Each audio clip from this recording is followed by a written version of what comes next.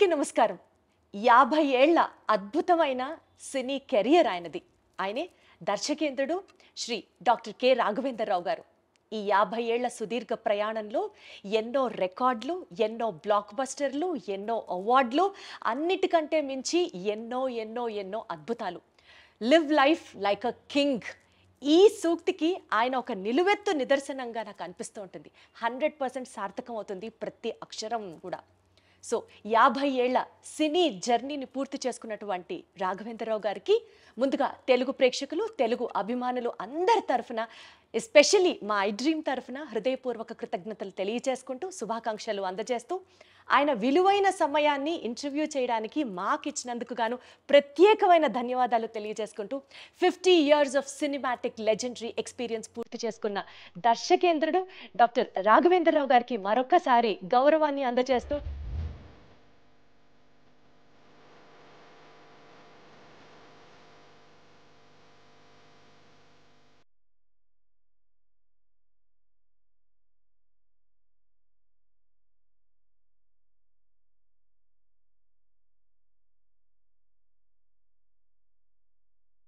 Sir నమస్తే. Interview start చేయడం చాలా సంతోషంగా ఉంది. థ్యాంక్ యూ అమ్మా. ఎలా ఉన్నారు సార్?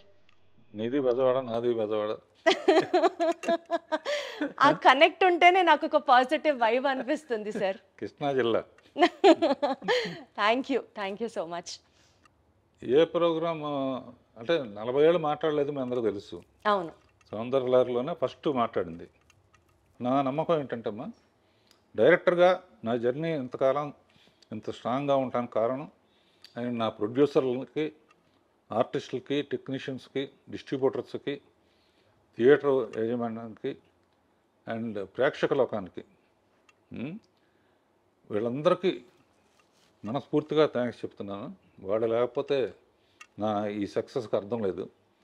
అండ్ ముఖ్యంగా పర్టికులర్గా నేను వాళ్ళ ఇంత సక్సెస్ఫుల్గా ఉండటానికి రీజన్ ఏంటంటే, మంచి ముహూర్తం ఏంటంటే, పూజ్యులు విశ్వఖ్యాత నట సార్వభౌమ ఎన్టీ రామారావు గారితో అడవిరాముడు చిత్రంతో నా జర్నీ కమర్షియల్ డైరెక్టర్గా స్టార్ట్ అయిందమ్మా.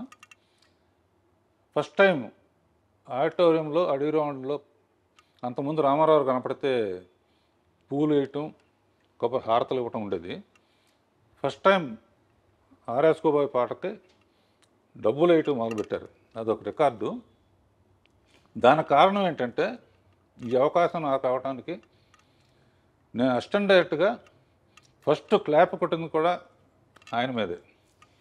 ఆయన మీద కొట్టిన క్లాప్ ఆ తర్వాత ప్రేక్షకులు కొన్ని కోట్ల మంది మన సినిమాలకి క్లాప్స్ కొడతారని అప్పుడు ఊహించలేదు నేను.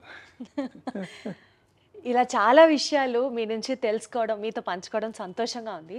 ముఖ్యంగా అండి, 50 ఏళ్లలో 110 సినిమాలు చేయడం అదొక మామూలు రికార్డు కాదు. అంటే ఒక ఫిల్మ్ మేకర్గా, ఒక డైరెక్టర్గా 50 ఏళ్ళు కంప్లీట్ చేసుకున్న వాళ్ళు మేబీ హాలీవుడ్లో మనం చూసుకుంటే స్పిల్స్బర్గ్ గారి దగ్గర నుంచి, మార్టిన్ సోర్సెస్ గారి దగ్గర నుంచి ఇట్లా కొంతమంది ఉంటే ఉండొచ్చు గాక, కానీ భారతదేశంలో 50 ఏళ్లలో 110 సినిమాలు, అందులో అసలు 70కి పైగా సినిమాలు 100 days కంప్లీట్ చేసుకోవడం, 26 సినిమాలు రజతోత్సవాలు పూర్తి చేసుకోవడం, 4 సినిమాలు గోల్డెన్ జూబిలీ సెలబ్రేషన్స్ పూర్తి చేసుకోవడం, ఇవి కాక 4 సినిమాలకి మీరు దర్శకుడిగా ఒక పర్యవేక్షణ చేయడం, అసలు ఇవన్నీ ఒక మామూలు విషయం కాదు రాఘవేంద్రరావు గారు.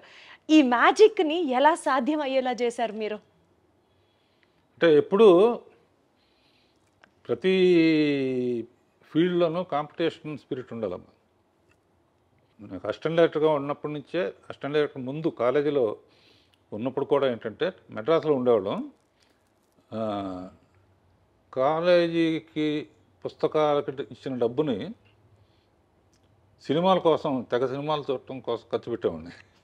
మా ఫ్రెండ్ పుస్తకాలతో చదివి పాస్ అయ్యాను. మా ఫ్రెండ్ ఏమో 3 సార్లు తప్పాడు.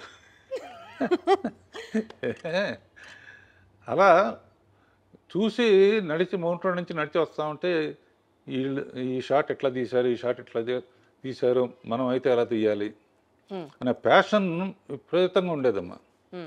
అప్పుడు మా నాన్నగారు కూడా డైరెక్టరు. ఆ తర్వాత ఆయన చాలా సక్సెస్ఫుల్గా ప్రేమ్ నగరు ఇవన్నీ చేశారు. మా సొంత ప్రొడక్షన్స్ ప్రకాష్ ప్రొడక్షన్స్ అని ఉండేది, దానికి ఎంబ్లమ్ లైట్ హౌస్ అనమాట. సొంతంగా తీసిన సినిమాలు చాలా అడ్వాన్స్ ఐడియాగా తీసేవారు ఆయన. అందుకనే మొత్తం పోయింది డబ్బు.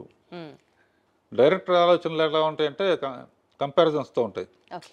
ప్రకాష్ ప్రొడక్షన్స్ లైట్ హౌస్లో బల్బు ఆరిపోయింది, నేను మళ్ళీ డైరెక్టర్ అయ్యి ఆ బల్బు వెలిగించాలి అబ్బా. అనే ఒక ఛాలెంజ్ తీసుకున్నామా. ఛాలెంజ్ తీసుకుని ఫస్ట్ పిక్చర్ పాండవనస్తం కమలాకర్ కామేశ్వరతో చేసి, తర్వాత నాన్నగారి దగ్గర ఎక్కువ చేశాను. విమోచన గారి దగ్గర ఒకటి చేశాను. నాన్నగారి దగ్గర సెక్షనే చాలా ఉపయోగపడింది. నాన్నగారితో స్త్రీ జన్మ ఇది తీస్తున్నప్పుడు రామానాయుడు గారు నాన్నగారు ప్రేమనగర్ కనెక్షన్స్తో నేను మ్యూజిక్ విషయంలో కానీ ఈ విషయంలో కానీ నా యాక్టివిటీసు ఇవన్నీ చూసి, రాఘవేంద్ర ఫస్ట్ డైరెక్షన్ నాకే చేయాలి నువ్వు అని చెప్పారు. చెబితే మా ఫాదర్ ఏమన్నారంటే ఇంకొంచెం ఎక్స్పీరియన్స్ ఉంటే బెటర్ అని చెప్పి అలా పాపం. అందుకనే సౌందర్యలహరిలో ఫస్ట్ నేను నాయుడు గారితోనే స్టార్ట్ చేశాను. ఆ తర్వాత యాక్చువల్గా మా ఫ్రెండ్స్ చాలా కేసీపీ లిమిటెడ్ అని దాని తాలూకు కొంచెం బాగా రిచ్ పీపుల్, బాగా క్లోజ్గా ఉండేవాళ్ళం. వాళ్ళు ఓ రోజు రాఘవేంద్ర సినిమా తీద్దాం ఉన్నారు.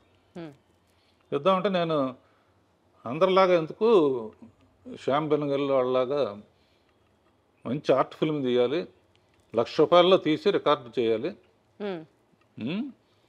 కొత్త ఆర్టిస్టులు ఎవరికి డబ్బులు ఇవ్వటం లేదు, ఎవరు ఫుడ్ వాళ్ళు తెచ్చుకోవాలి, ఇటువంటి పిచ్చి ఆలోచనలతో వాళ్ళకి చెబితే ₹1,00,000 సినిమా కాదు, కాస్ట్లీ సినిమా తీయాలి, ఫస్ట్ పిక్చర్తోనే జగపతితో పోటీ పడాలి, రామానాయుడు గారితో పోటీ పడాలి. సో ఒక డైరెక్టర్గా అది డిఫైనింగ్ మూమెంట్ అనమాట. అసిస్టెంట్ డైరెక్టర్ నుంచి డైరెక్టర్గా ఆ ఛాలెంజ్ని యాక్సెప్ట్ చేస్తూ అప్పటి పరిస్థితులకు తగ్గట్టుగా వండర్ఫుల్ అండి. నేను ఏం చేస్తానో ఎలా తీస్తానో కూడా నా మీద నమ్మకంతో ఇచ్చిన ప్రొడ్యూసర్స్ మొట్టమొదటి ఇచ్చిన వాళ్ళకి మర్చిపోకూడదు కదమ్మా.